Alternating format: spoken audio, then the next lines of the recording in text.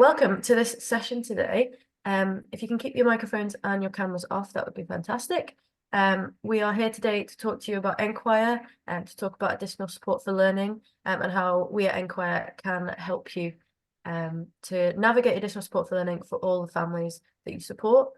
This is a session for advisors, so I think there's quite a range of different roles here. So hopefully what we're going to offer today will be really helpful to you all. So start off with some introductions. My name is Beth. I'm an Advice and Information Officer at Enquire. I've been working at Enquire for a few years now. I work on the helpline and I do the outreach as I'm doing today. Yeah, I'm joined by Robert. Robert, do you want to introduce yourself? Hi everyone, I'm Robert. I'm a Children's Rights and Communications Officer at Enquire. I run the reach.scot website and do the social media for that, as well as I also work on the My Rights My Say project as well, which we'll mention in a wee bit soon. Excellent, thanks, Rob. So before we get started, I suppose what we should talk about is Enquire itself. So Enquire is the Scottish Advice Service for Additional Support for Learning. We've existed for more than 20 years. We're funded by the Scottish Government and our role is to provide advice and information to children and young people, parents, carers, professionals, all about children's rights and the legislation and the guidance relating to additional support for learning. And as this slide says, our vision is that all children in Scotland are supported, included and listened to throughout their education. So there's a few different ways that we can help you in your role and families and children and young people as well. So we've got loads of information online and we're going to get into more detail about these things later, but you can explore our information online. People can also get in touch with our helpline services. So we have a helpline that you can phone. We also have a web form and a web chat on our website. And you can also email us info@enquire.org.uk. If you have specific questions about a certain circumstance that you're working in or a certain family you're supporting, then our advisor team is there to help you with that. You've obviously already found this event today, so hopefully that means that you're either following us on social media or you're signed up to our newsletter. But if you're not already, then we recommend that you do, because you can stay up to date with upcoming things, with events. We share lots of different things, but often publishing new things on the website and all that kind of good stuff. So yeah, that's how to keep in touch with us. The aims for today, we are hoping that by the end of the session, we'll have built your confidence navigating additional support for learning so that you can better support families of children with additional support needs. We're going to do that in sort of two different ways. We're first going to introduce additional support for learning, give you a sort of overview of what additional support for learning is, what that it means. And then we're also going to show you how you can use the Enquire resources that we have available to you for free to support those families yourself. There's a lot of information to know, and we certainly don't expect you to need to know it all the time or to remember everything. But what we'd like you to do is to leave this session knowing where you can get that information, where you can get that advice if you need it. With that in mind, you will need access to a smartphone or a computer, and we're going to be doing some website searching later on. Hopefully you're already on one device or another, so that should be fine. But just to let you know in advance, you will need to do that. We're going to start the session with a quick question. I'm going to put a poll up if I can figure out how to do that. So I'm going to launch this poll, and the question is, it's an anonymous answer, but here is the question. How confident do you feel at the moment supporting families to understand additional support for learning? I see some answers coming in, so that means I must have done it right. So good. So we've got very confident, confident, not very confident, or not at all confident. Just helpful for us to gauge, at the beginning, how everybody's feeling about ASL and their own understanding of it. We've got 51, 52 of 64 have completed it. Excellent. I'll give you 30 more seconds left to fill it in. We're going to ask this question again at the end. So hopefully by the end, you'll have jumped up at least a band or two. I think that is most people that have answered. So I'm going to end that poll there. Last chance to fill it in if you'd like to.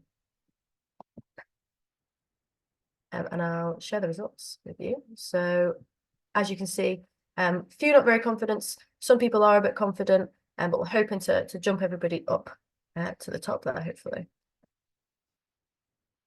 So I am going to pass over. There we go. Pass over to Robert, and he's going to give you a bit of an overview of additional support for learning. So over to you, Robert. Thanks, Beth. Yeah, so children in Scotland have a number of rights across a range of different legislation. And that includes the right to an education and the right to support at school. So today we're going to be focusing on the rights that children have under additional support for learning legislation. And it's important to know that additional support for learning legislation, and we might call that ASL now and again, it only applies to children who are at local authority schools and nurseries. So if you're supporting any children who go to independent school or who are maybe home educated, then much of what we're talking about today won't apply. But we do have a fact sheet about independent schools and support at school, and also one about home education as well. So please do have a look at those if they're more relevant to any of the families that you're supporting.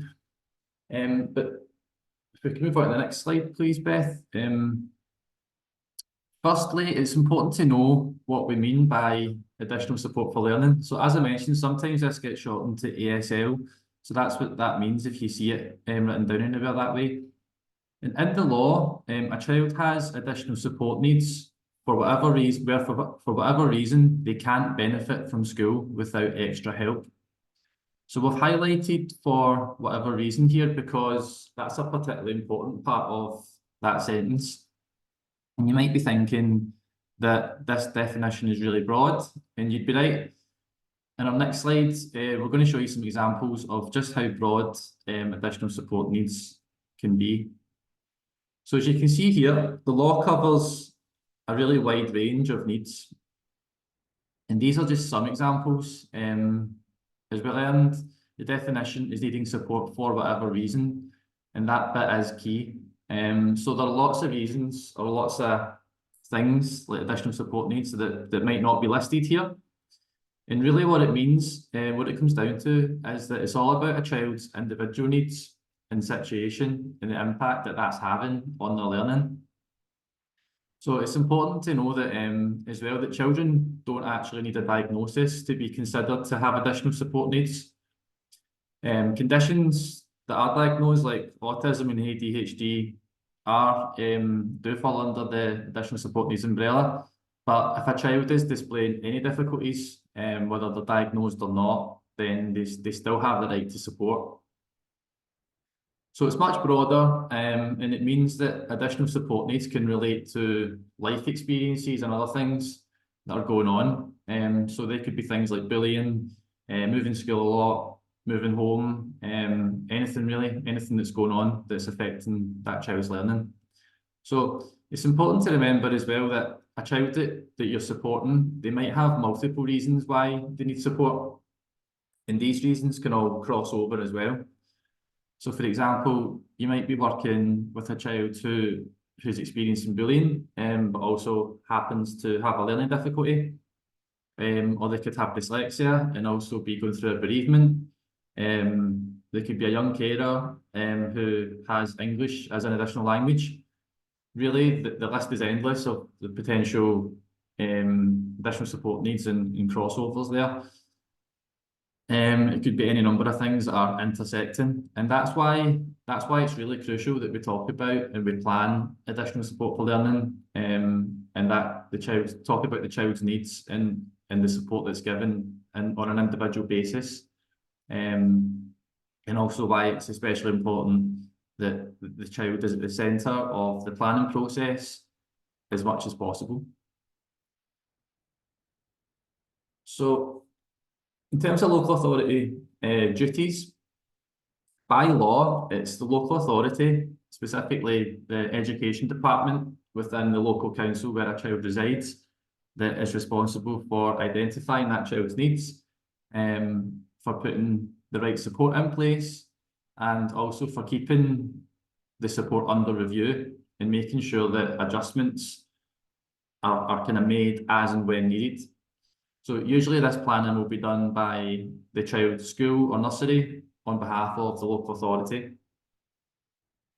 And the law says that support should be adequate and efficient. but it doesn't say what support should look like. And this, again, is because the support should be based around the child's individual needs, which we mentioned in the last slide. It's important to note that schools should be working with children and their families to decide on the best way of supporting the children in their care, as well as using their own professional understanding and seeking further advice when necessary. But that connection there with the child and the family is quite crucial.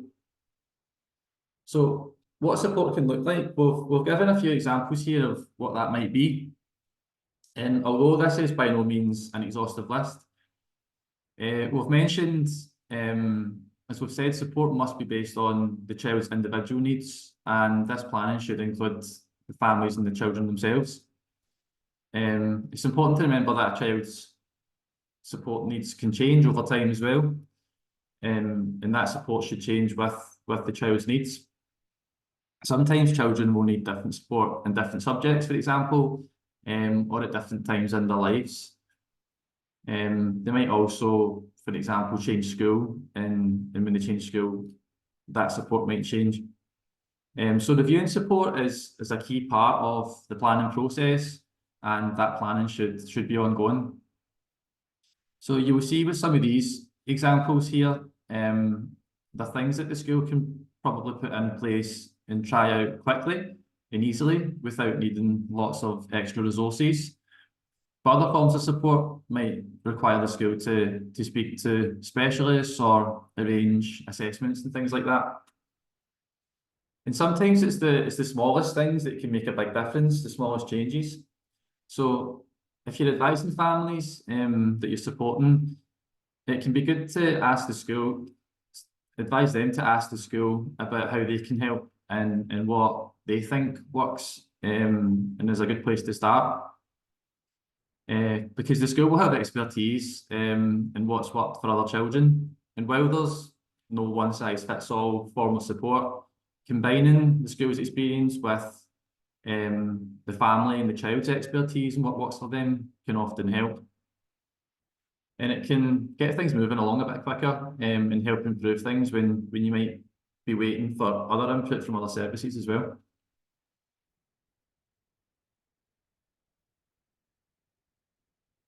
Oh, thanks, Robert. No worries. I'm going to take over for a bit now and talk about Enquire specifically. So with all that in mind, there's already quite a lot of information to take in. And what Enquire's role really is providing support to people like yourselves, as well as to families and children and young people themselves, so that when they have questions or concerns or just want to talk things through, there's places that they can go to get some of that more specific advice. So the first way that we do that is with our helpline.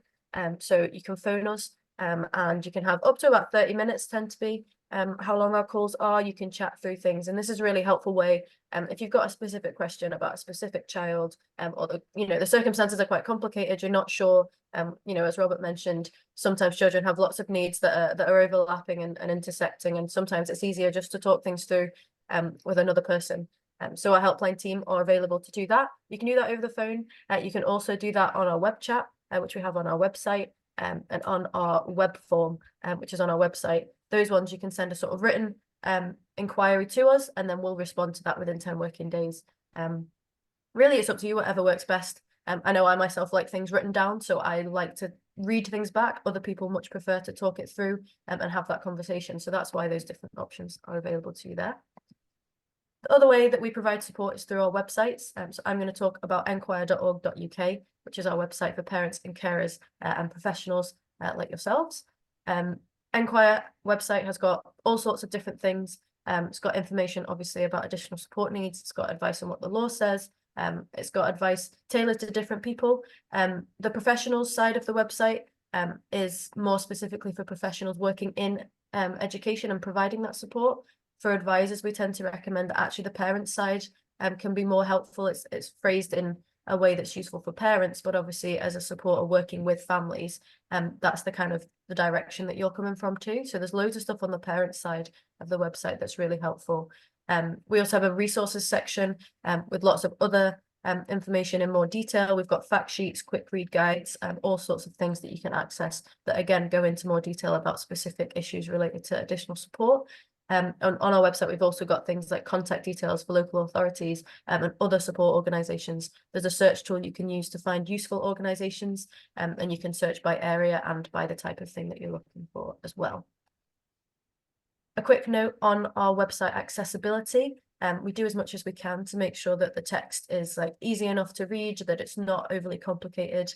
We do work quite hard to sift through a lot of that legislative language and put it in a way that is easy and hopefully slightly more enjoyable to read. But we also have a specific accessibility tool.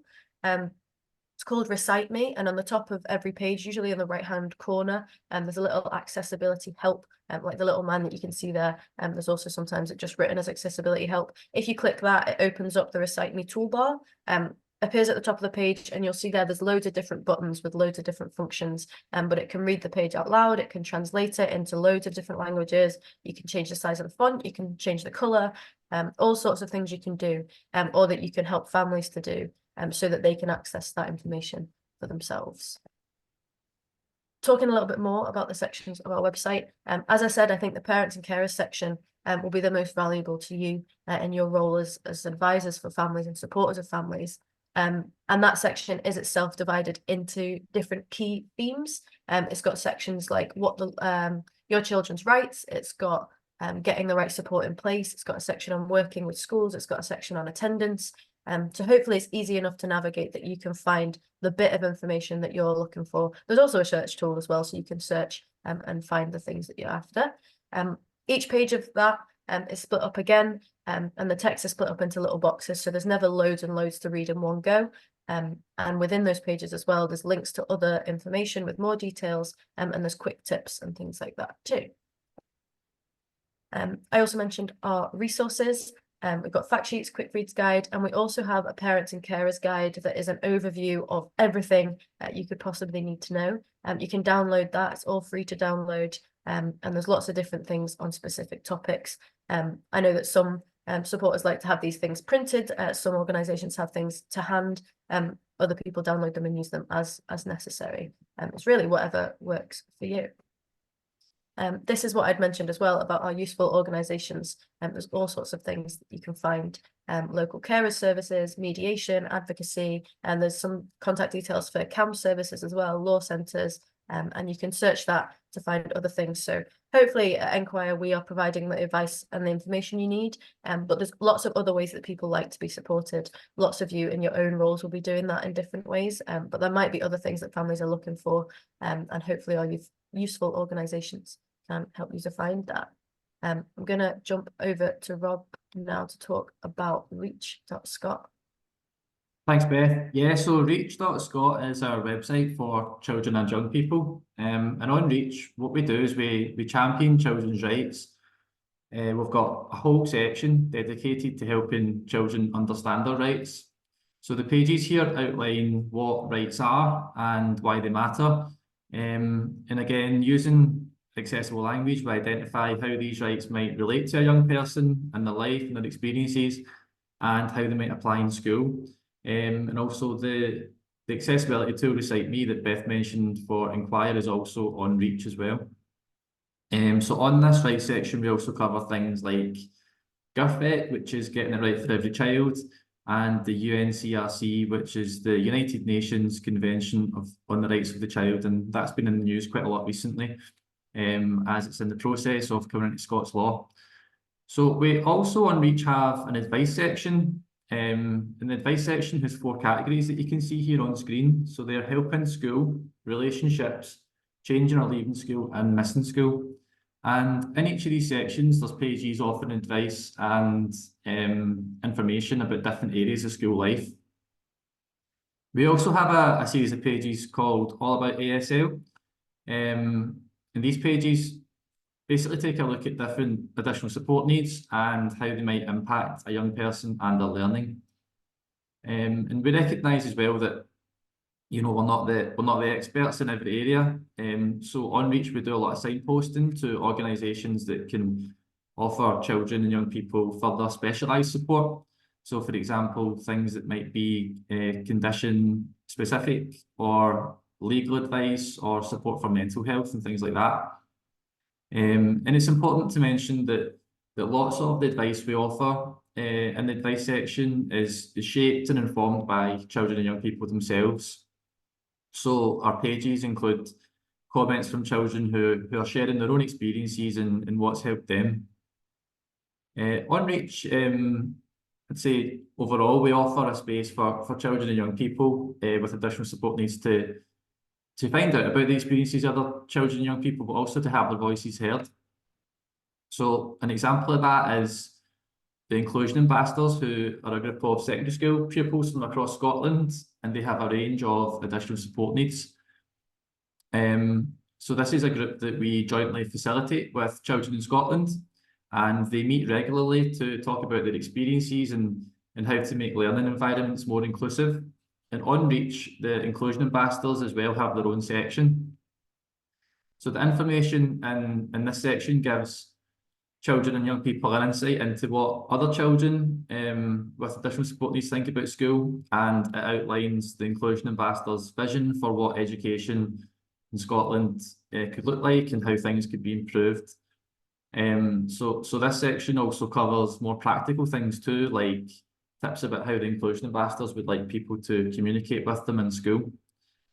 And finally, we also think it's really important that children and young people can find out about the things that can affect them and their learning, again, in a way that is accessible and easy to understand. So in order to help do this, we created a new news section on Reach. So here children can find out about the latest news to do with additional support for learning in Scotland. And again, it's all written with young people in mind. So in terms of what else we do at Enquire and the children and young people's team, we do lots of outreach as well. So our team go out and engage directly with children and young people to chat about their rights and additional support for learning. But more importantly, it's about listening to them and hearing their experiences. Again, everything on Reach is informed and shaped by young people themselves. And we also have recently set up a TikTok account. So that's, again, recently we've done a bit of outreach with children and young people, and we asked them to help us out with that because we're not exactly the best TikTokers in the world. So that's been a nice wee development as well recently. And My Rights, My Say, we'll now talk about that. So My Rights, My Say is a really important project that we're a partner in at Enquire here. So it's a partnership between ourselves, Children in Scotland, which is our partner organisation, Partners in Advocacy, and Cairn Legal. And the reason that we think My Rights, My Say is such an important project is that young people in Scotland, aged 12 to 15, have particular rights to be involved in decisions about their education and their support. And My Rights, My Say is designed to help support them to do this and to use these extra rights. So what My Rights, My Say can support children and young people to do is to be involved in decisions about their support. And that could be during school meetings or even tribunal cases. It can support them to receive advocacy to help share their views. It could support children to seek an assessment if they would like an assessment. And also find out if they need a coordinated support plan or a CSP. But there's many more things as well. So if you're working with a child and there are disagreements to do with learning, with their support, or they feel like they just aren't getting a proper say in decisions that affect them, then My Rights, My Say could help them. And in terms of getting My Rights, My Say involved, you can advise the family or the child themselves to self-refer, or you could do it on their behalf. So you can find out more about how to do that on myrightsmysay.scot.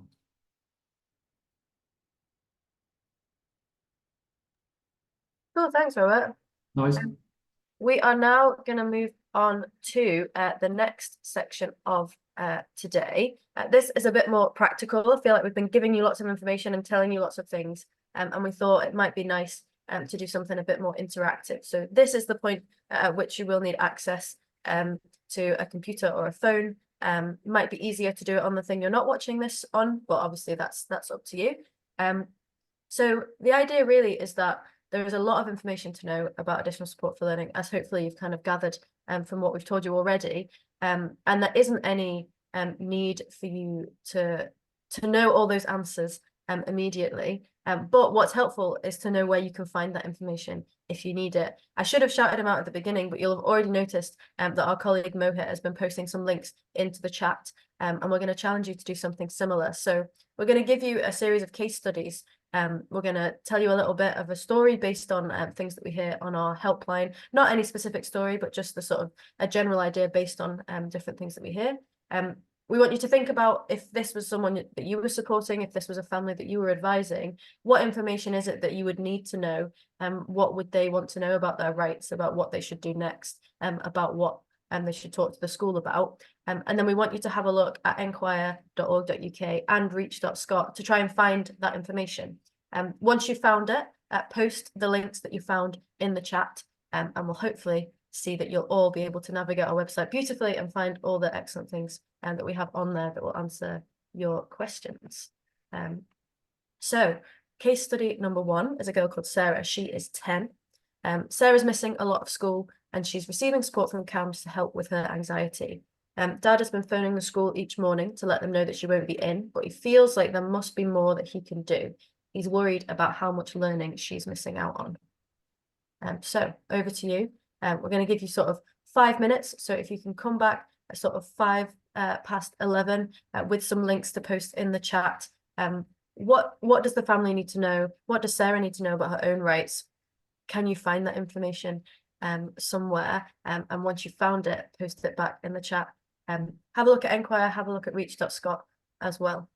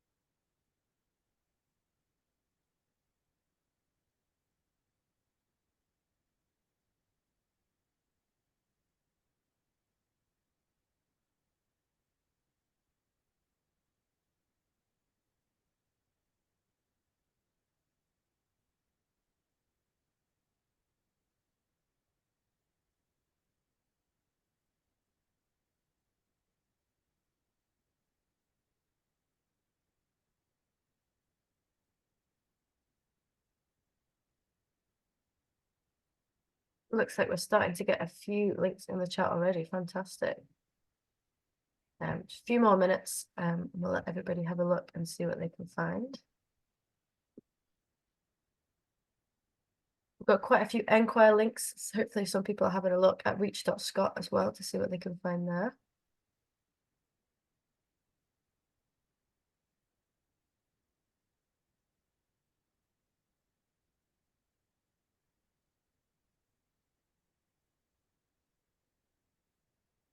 Yeah, the Reach page is the page on missing school and why you might not be in school. Exactly.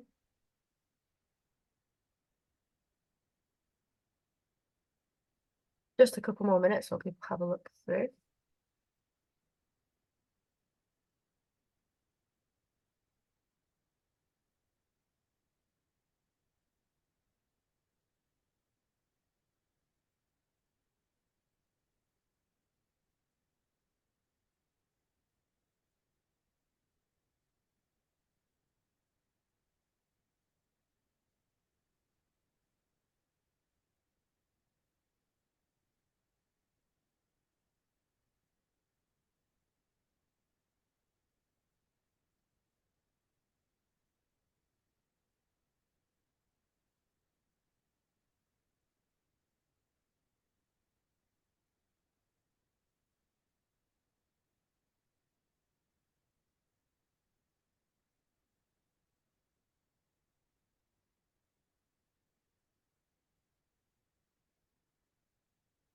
So it looks like lots of people have shared a few different resources.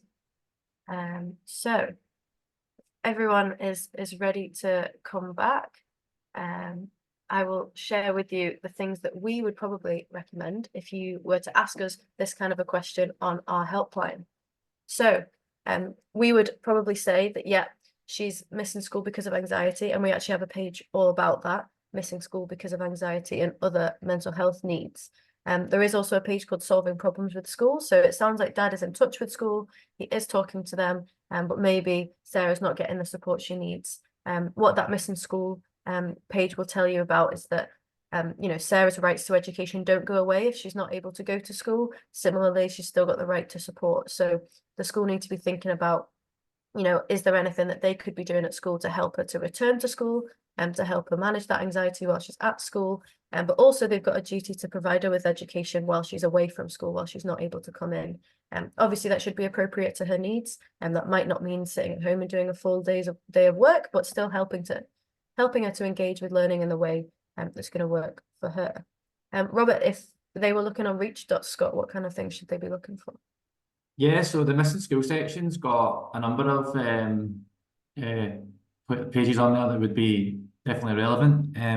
The main one I think would be what happens if you can't go to school.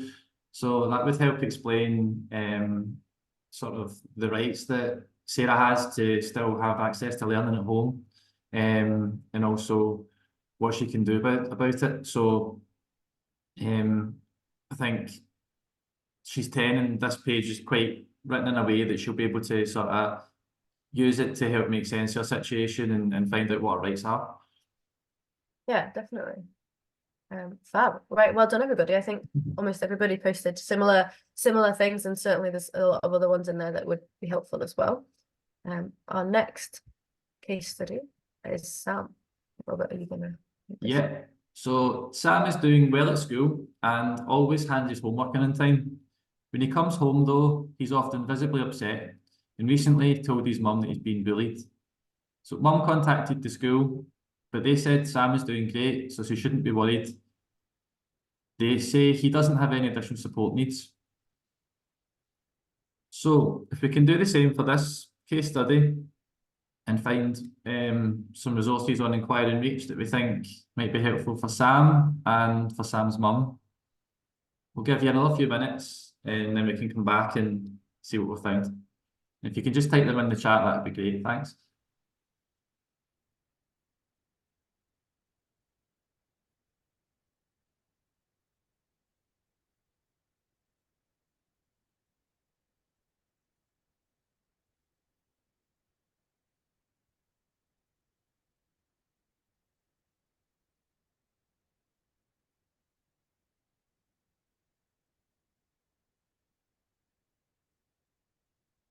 Already got some great options in the chat there. I can see.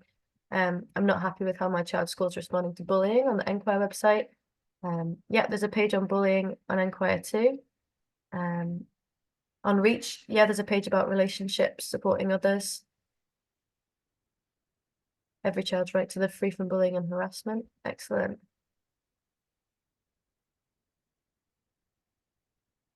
So we will be sending, just to mention, Carol's asked if we can get a list of these resources. So we will be sending a follow-up email, and as part of that email, we'll include the presentation. So the presentation's got a few of those pages linked there. So hopefully they'll fit and answer most of the questions that you have. I know we've also had in the chat a couple of specific questions about different circumstances. I'm afraid we don't have time to answer specific questions today about individual circumstances. I think if you do have questions like that, I'd really, really welcome you to contact the helpline. Then one of our advisors can give you proper time and talk you through things in more detail. And we'll include those contact details again at the end. Talking to your child's school about bullying, Enquire, inclusion, equality and well-being. Yeah, that's a great idea, Joe. Looks like there's quite a few options there. Yeah, Sharon suggested the reach.scot. What is additional support for learning? Respectme.org. Yeah, I think we linked to that on the Reach website.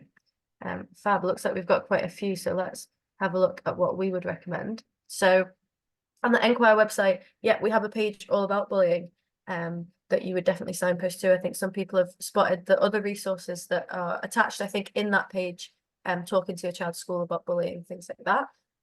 There's also the page What the Law Says About Additional Support for Learning. Some schools don't seem to recognise that bullying is an additional support need, or maybe they've forgotten. So it's important to remember that, you know, just because Sam's doing really well at school, he's doing all his academic work very well, schools still have responsibilities to help them, you know, with social and emotional needs as well. I'm not sure if anybody's mentioned it, but we do have a quick read guide to GERFEC, the Getting It Right for Every Child framework that schools should use when thinking about children's well-being. That might be a helpful tool to use to talk to the school about how they're supporting Sam's well-being.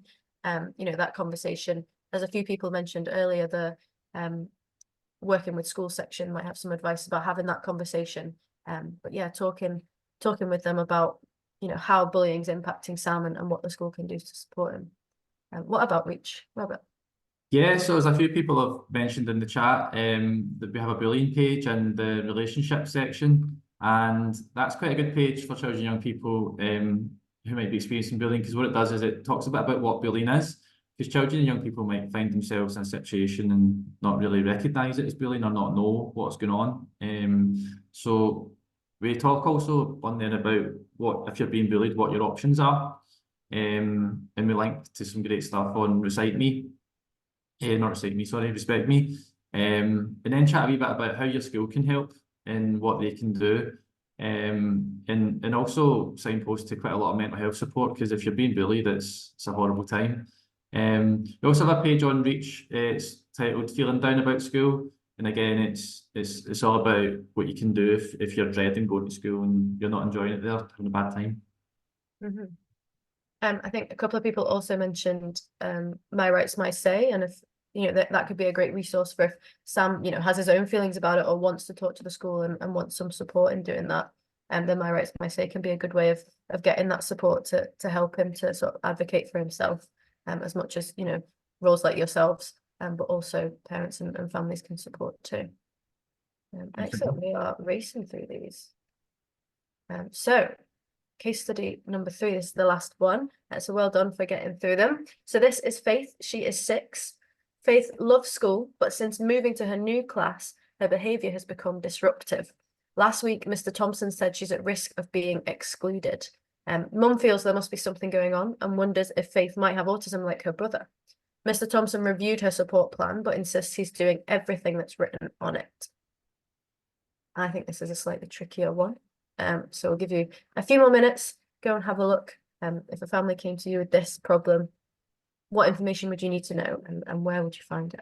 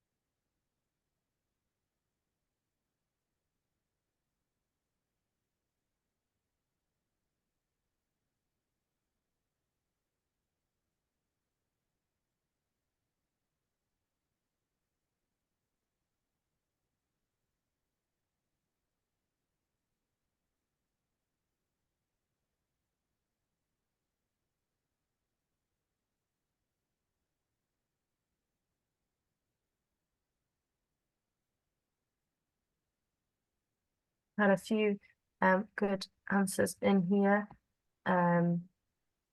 Planning support, identifying and assessing children's needs, exclusion from school. Yep, some really good ideas in here.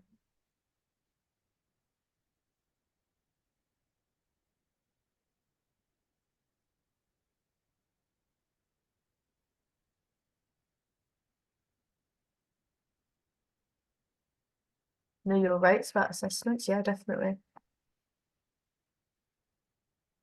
Couple more minutes for people to have a look and see.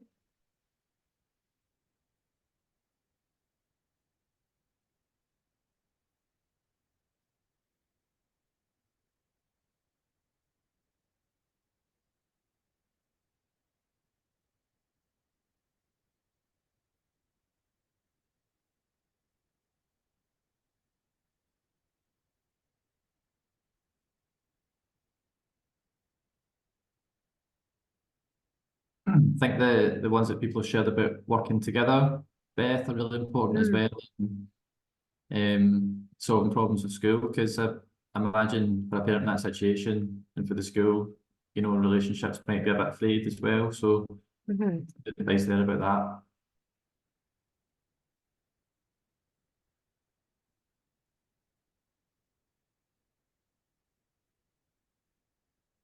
Excellent. It looks like we've got quite a few ideas in here. So I'm going to go to the next slide and show you the sorts of things that we would be talking about. So they obviously think, or the family think, that Faith maybe has some sort of additional need that the school aren't recognizing yet. And as we mentioned at the beginning, part of that responsibility of the school is to identify and assess children's needs. So if Faith's behavior's changed, if she's acting differently, if there seems to be something going on, then maybe that's an indication that they need to reassess what Faith's needs might be. So that could be done in school. It could be expertise from the school about what they think is going on. If they're concerned about, or if they think it might be something like autism, then that might be a point at which you would want input from somewhere like educational psychology or CAMS that can offer that service. That's something that the parents can ask the school to do. The school themselves can also put that forward as well. And there's a few different ways that that can happen. But yeah, sounds like if she's behaving differently and is clearly needing more support, maybe she needs some kind of assessment about why her needs have changed and how they can support her better.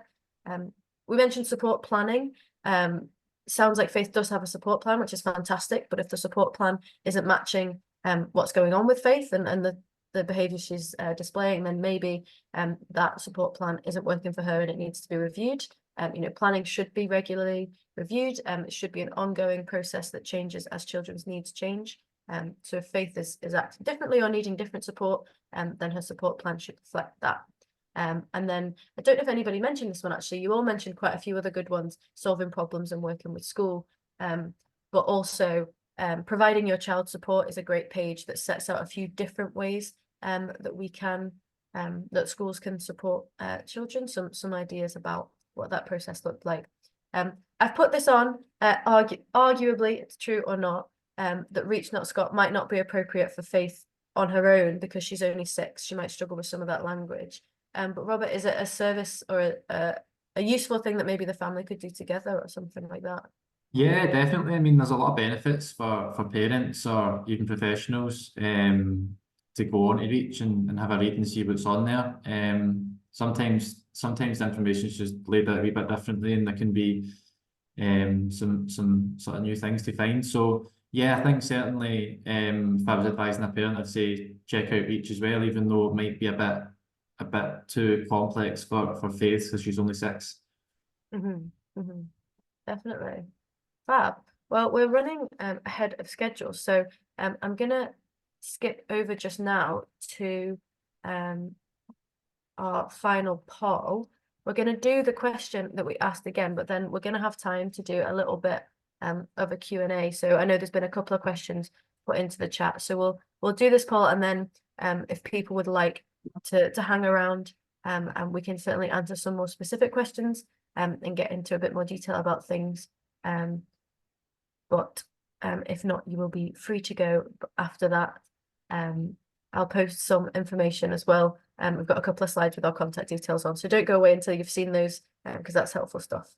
But yeah, we've got another maybe 20 minutes. We could do some questions. Had a few people fill in the poll. Thanks very much. People are looking much more confident. I've got a few more very confident, which is fantastic. Lots of confidence. Glad to see it.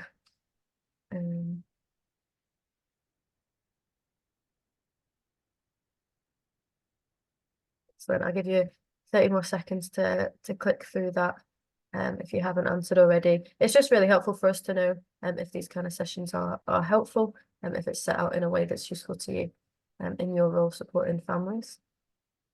I had 50 people there, a few more people that could still click, so I'll wait another 30 seconds.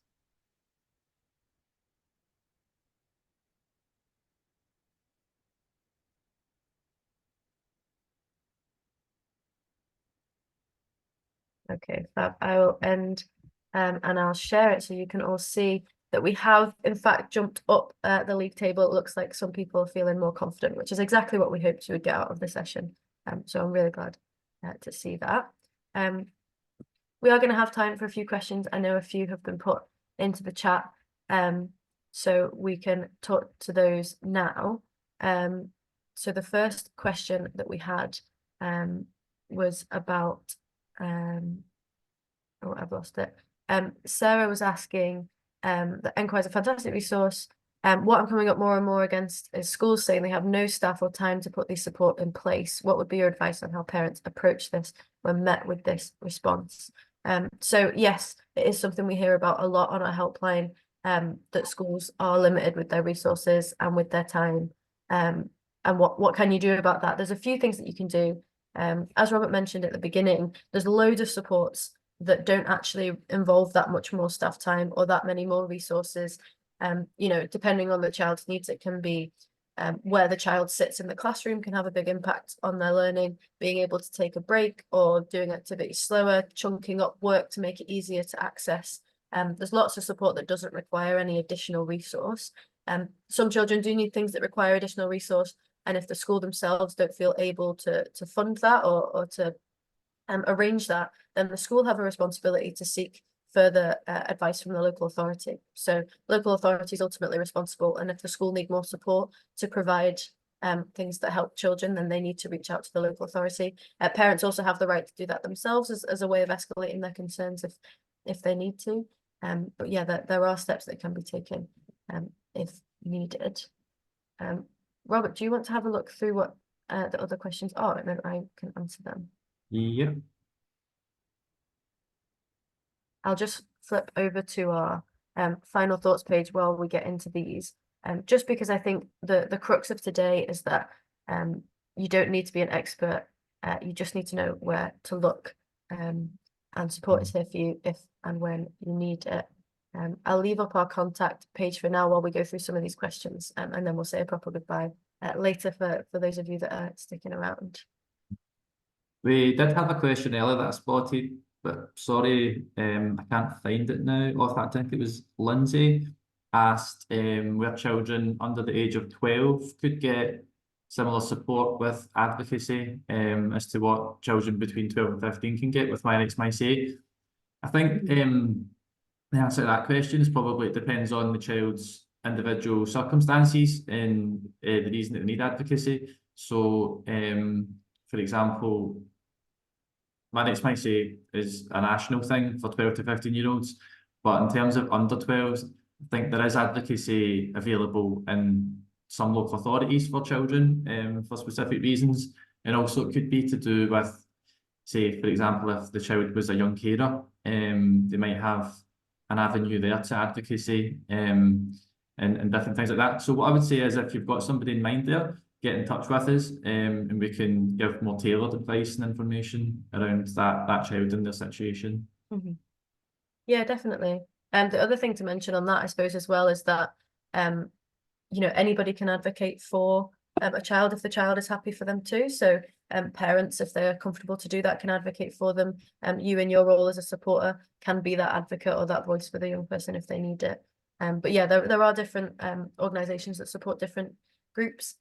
So you know that there is help out there, hopefully, that can support you.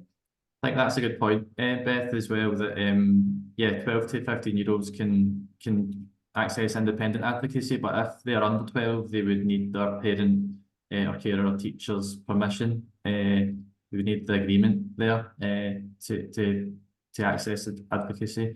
But yeah, quite often a family member or someone that they trust is actually best placed. Yeah, Mohit's mentioned it in the chat, but we should say so out loud as well. Obviously, we've got a bit of time to answer questions, but please don't give any specific details away. We don't want to know anybody's name or the school's name or anything like that, just to protect everybody's privacy. There's another question here about the waiting list for CAMHS and who can help school to support the child if the child's needs are complex or they need a diagnosis. We do know that there's lots of waiting lists for CAMHS, which is understandably frustrating when you know that child needs some support. I think ultimately it's about keeping everybody in touch and keeping those conversations going. I know we quite often recommend that if a child's needs have changed or if they're getting worse, then it's important to let CAMHS know. Sometimes they can change the waiting list times if they need to. Beyond that, it's about keeping in touch with the school and doing what can be done in the meantime. So as we've said, you don't need diagnosis to access support. You know, if those needs are apparent and it's clear to everybody involved what those needs are, and the child or the family or yourself as a supporter understands or has ideas about what might help, then it's certainly worth trying some of those supports. I think Robert mentioned, you know, schools work with lots of different children with all kinds of needs. So hopefully there might be people in the school that have experience of supporting children with similar needs, that they could put different things in place. An example that I can think of is we hear a lot from families of children with dyslexia, and actually, even without a diagnosis of dyslexia, there's a lot of things that schools do to support dyslexic children that is just helpful for all sorts of children that are having any kind of communication need.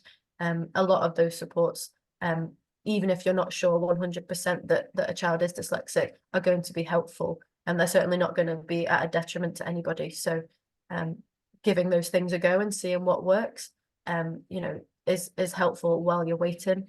But like I say, keeping people in touch and making sure that things are happening. If needs are very complex, contacting the local authority again for advice about what else can be done to support them.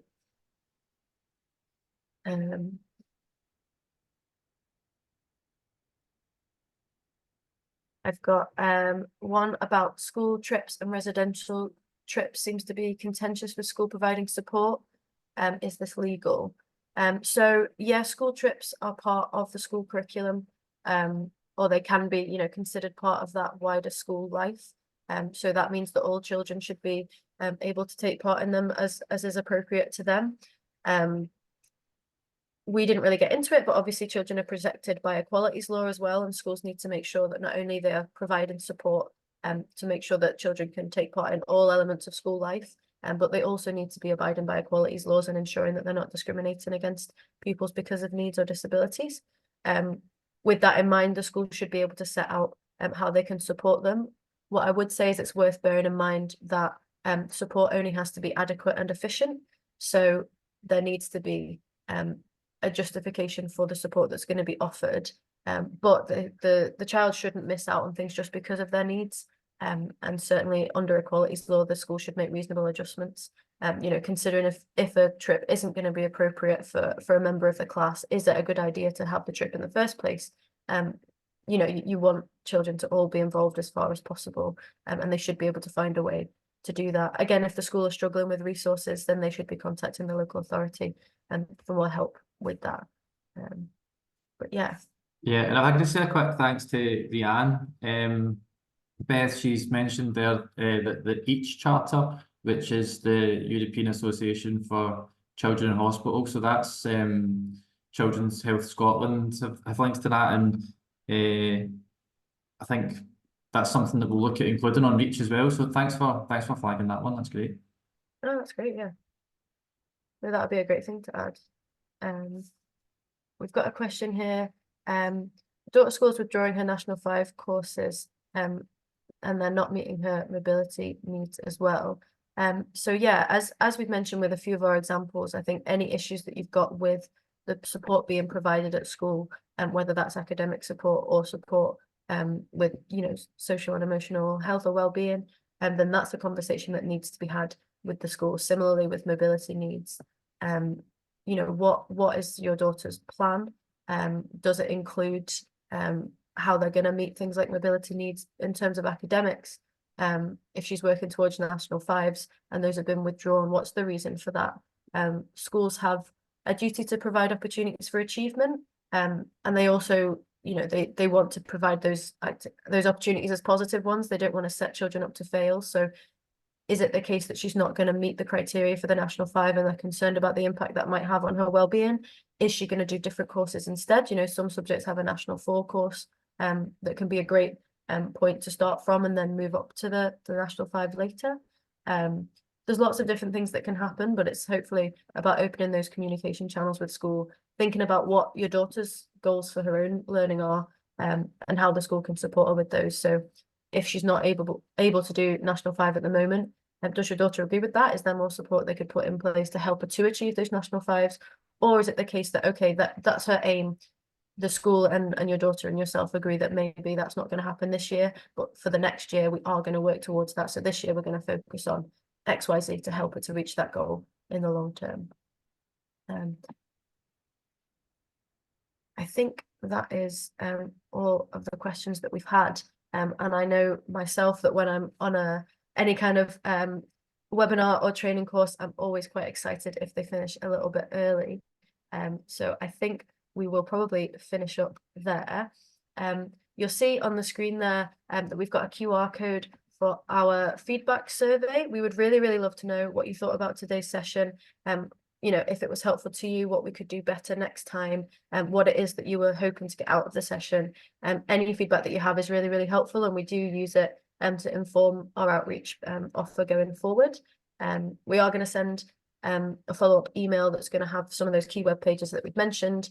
We have recorded the session, so we'll include the YouTube link to that. We'll send you the form again because we really, really do value your feedback, and we'll also include sign up to the newsletter. Robert, do you want to just cover again our sort of final thoughts? Yeah, just to say thanks so much for taking the time to come along to the session today. We hope it's been helpful. And I think just one thing to remember is you don't have to be an expert, you know, you just have to know where to look for the information. So yeah, but doing this session today, the aim was to help you feel more informed with regards to digital support for learning and what we can offer at Enquire. So yeah, please take the time, some more time to familiarise yourself further with the websites and the resources. And if you'd like and you have time, you'll also find links to our social media accounts that you can follow. And we also have a newsletter that you can sign up to as well. So yeah, just please remember that, you know, we're also here to help answer any questions you have following this webinar, and also to support the families that you're working with in whatever way we can. So please don't hesitate to get in touch. Yeah, definitely. Enjoy the rest of your day, everybody. And like Robert said, you know where we are if you need us. And we hope you've really enjoyed today. Enjoy the rest of your day. Hopefully it's not too windy and miserable like it is in Glasgow. But... Thanks.